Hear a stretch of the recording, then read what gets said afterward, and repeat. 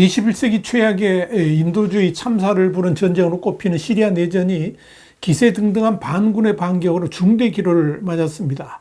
그동안 이 러시아의 푸틴과 이란 및 저항의 축 세력들이 지원해왔던 이 정부군이 안정적으로 시리아를 지배하는 듯 보였지만 이 중동 전쟁에서 이란 지지 세력이 참패를 하고 동시에 우크라이나 전쟁에서 러시아가 3년 가까이 국력을 소진하면서 힘들어하자 돌연 친미를 표방하는 반군이 핵심 거점인 알레포를 장악하면서 시리아 내전이 새로운 국면을 맞이하고 있는 것입니다.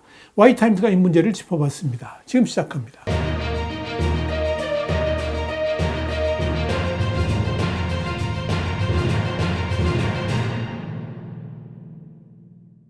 로이터 통신은 현 시간으로 1일 시리아 반군이 전날까지 기습 공격을 통해서 8년 만에 다시 시리아 내전에서 반군의 상징과 같은 도시인 알레포를 손에 넣었다 그러면서 이로 인해서 시리아의 알 아사드 정권이 최대 위기에 처했다라고 보도했습니다. 이와 관련해서 텔레그라프는 반군의 공세가 가속화되자 러시아군이 하마 북부 시골의 알 수카이라비아 지역에 있던 기지에서 철수를 했으며 하마 공군기지도 떠난 것으로 알려졌다 그러면서 이런 패태로 시리아 주둔 러시아군을 지휘하는 세르게이 키셀 러시아 장군이 해임됐다라고 밝혔습니다. 텔레그래프는 이어서 반군은 알레포 동쪽의 코에리아스 공군기지도 점령했다 그러면서 이곳에는 이 군 비행 연구소가 있으며 러시아군과 전자전 부대가 주둔하고 있다라고 전했습니다. 이런 사태에 대해서 중동연구소의 찰스 리스터는 이런 급격한 사태 전개가 시리아 6기 14년 만에 일어난 지진과 같다 그러면서 아사드 정권은 어느 때보다 취약해 보이며 붕괴가 눈앞으로 다가온 듯 보인다라고 말했습니다. 반군이 장악한 알레포는 시리아 북서부 제2의 도시이자 2011년 아랍의 봄 여파로 내전이 벌어진 이후에 2012년 반군이 점령한 바 있던 전략적 요충지이기도 합니다. 그러나 지난 2016년 정부군이 러시아군의 대대적인 지원 아래 합동 공격을 하면서 결국 시리아 반군은 알레포를 내준 바 있습니다. 이와 관련해서 월스트리저널은 반군의 이런 기세가 14년째 이어져 온 내전에서 수년 만에 가장 주요한 변곡점이 되고 있다 그러면서 특히 이 반군의 이번 공격이 바사르 알 아사드 대통령이 이끄는 시리아 정권을 비호하는 세력이 대내외적으로 압박을 받는 시점이 이루어졌다는 점을 주목해야 된다고 싶었습니다. 로이터에 따르면 반군이 이렇게 지금 이 시점에 강력한 반격 작전을 펼치게 된 가장 큰 요인 중 하나는 역시 러시아가 시리아 정권을 대대적으로 지원할 수 있는 여력이 없다는 데 있습니다. 우크라이나를 침공하면서 이미 소모전으로 군사력이 바닥이 나 있는 상황에서 설사 내전이 일어난다 해도 시리아를 전폭적으로 지원해 줄 형편이 안 되기 때문입니다.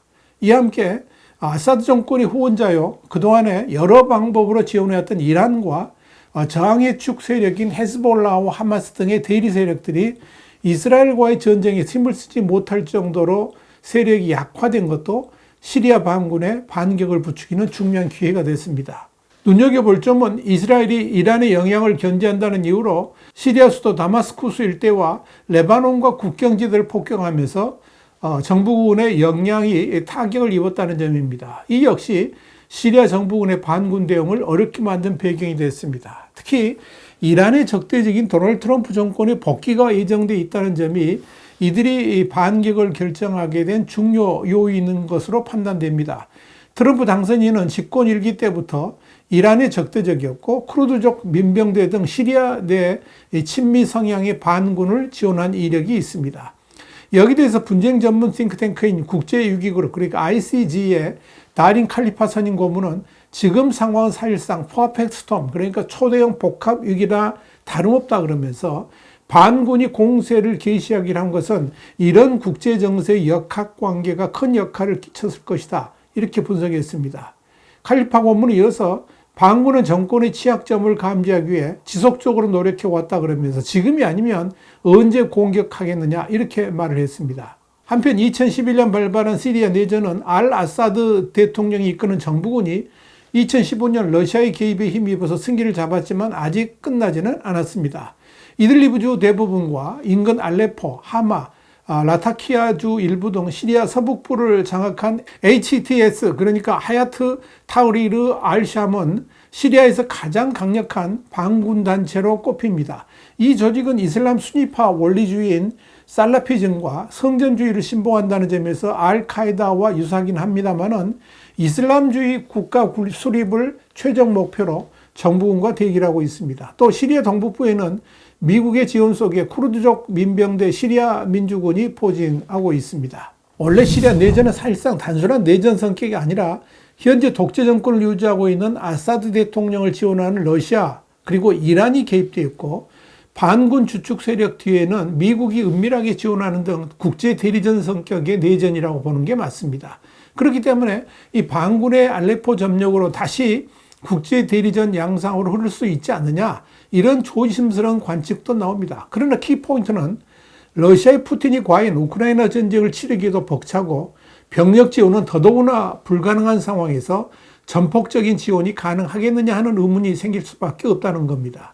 동시에 이란과 대리 세력들이 나설 상황은 도저히 되지 않습니다. 물론 이란이 지원하는 이라크 민병대가 시리아 내전에 개입하겠다라고 선언했지만 어디까지나 블러핑에 지나지 않을 수도 있다는 점에서 그렇게 심각한 영향을 미칠 것으로 보지는 않습니다. 여기에 대해서 반군 주의가 아닌 하산 압둘가니 중령은 영상 성명을 통해서 시리아 정부군이 반군 지역을 공습하지 못하도록 한다는 게 반격의 목표라 그러면서 정부군과 이란 용병을 비롯한 그들의 동맹이 시리아 국민의 공개적인 전쟁을 선포할 가능성도 있지만 이들이 우리의 전쟁에 개입하지 못하도록 우리는 막을 것이다, 이렇게 말했습니다. 여기에 대해서 로이터는 워싱턴의 백악관 국가안보위원회가 상황을 면밀히 모니터링하고 있으며 지난 48시간 동안 지역 수도와 연락을 주고받고 있다고 밝혔습니다. 이와 관련해서 NSC 대변인 쇼 샤벳은 시리아가 정치 복원 과정에 참여하기를 거부하고 러시아와 이란에 의존하는 것이 현재 상황을 조성했다 그러면서 소위 정부군이라고 말하는 아사드 정권은 테러 세력이다, 이렇게 말했습니다. 일단 사실상 아사드 정권의 후원자이자 최대 지원 세력인 러시아는 알레포에 진입한 반군을 향해 공습을 단행했습니다.